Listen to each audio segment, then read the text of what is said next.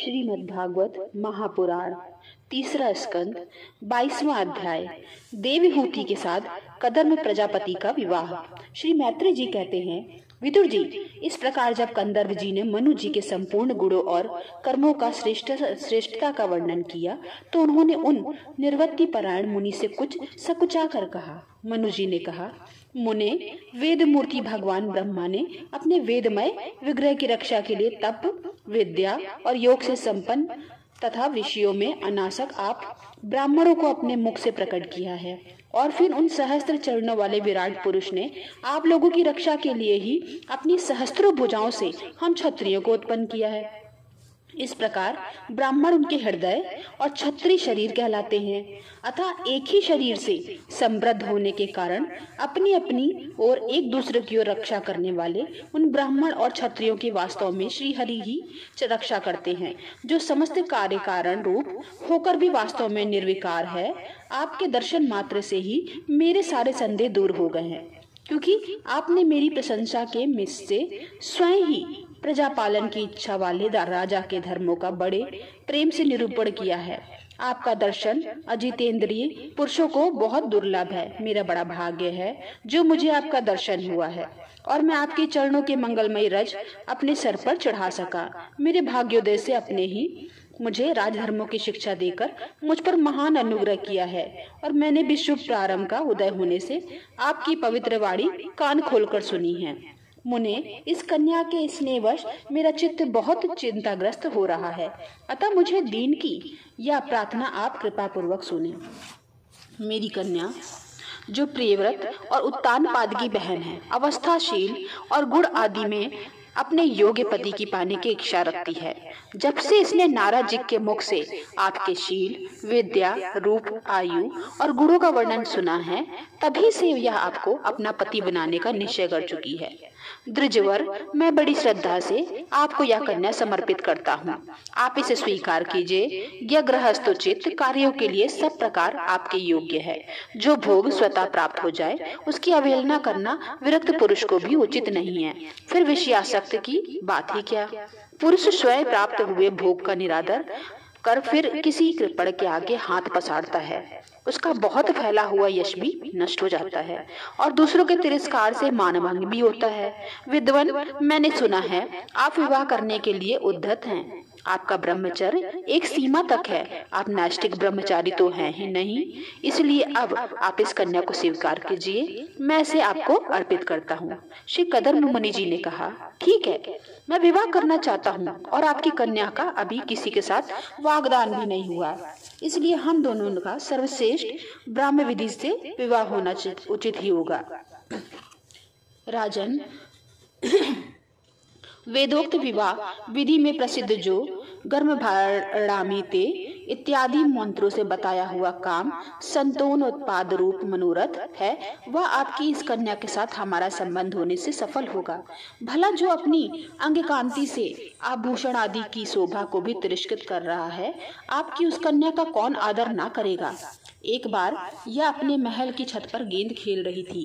गेंद के पीछे इधर उधर दौड़ने के कारण इसके नेत्र चंचल हो रहे थे तथा पैरों के पायजेब मधुर झनकार करते जाते थे। उस समय इसे देखकर विश्वावसु गंधर्व मोहवश अचेत होकर अपने विमान से गिर पड़ा था।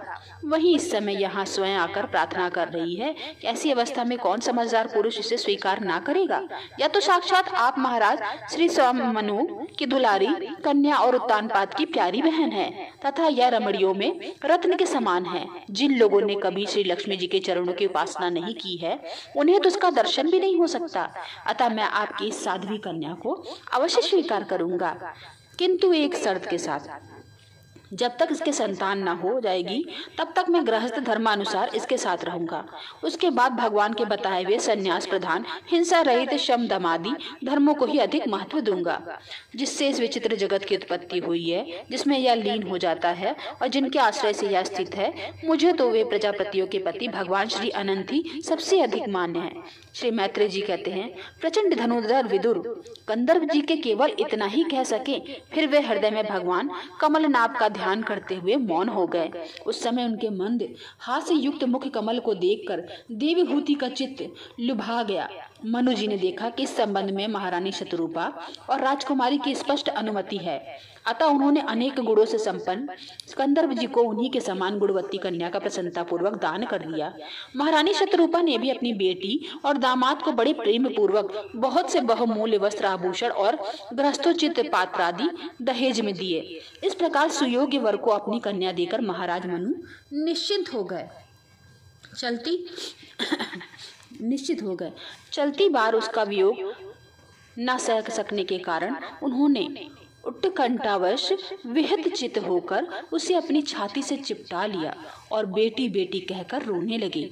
उनकी आंखों से आंसुओं की झड़ी लग गई और उनसे उन्होंने देवहूति के सर पे सारे बाल भिगो दिए। फिर वे मुनिवर गंधर्व से पूछकर उनकी आज्ञा ले रानी के सहित रथ पर सवार हुए और अपने सेवकों सहित ऋषि कुल सेवित सरस्वती नदी के दोनों तीरों पर मुनियों के आश्रमों की शोभा देखते हुए अपनी राजधानी में चले गए।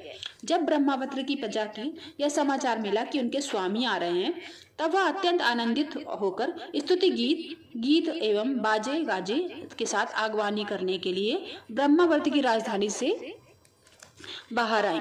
सब प्रकार के संपदाओं से युक्त बहिष्मती नगरी मनु जी की राजधानी थी, जहां पृथ्वी के रसातल से ले आने के पश्चात शरीर कांपते समय श्री वराह भगवान के रोम झड़कर गिर रहे थे। वे रोम ही अत्यंत हरे भरे रहने वाले कुश और काश हुए, जिनके द्वारा मुनियों ने यज्ञ में विघ्न डालने वाले दैत्यों का तिरस्कार कर भगवान यज्ञ पुरुष की यज्ञों द्वारा आराधना की है। महाराज मनु ने भी श्री वराह भगवान में भूमि रूप निवास स्थान प्राप्त होने पर इसी स्थान में कुश और कास की ब्रही चटाई बिछाकर श्री यज्ञ भगवान की पूजा की थी।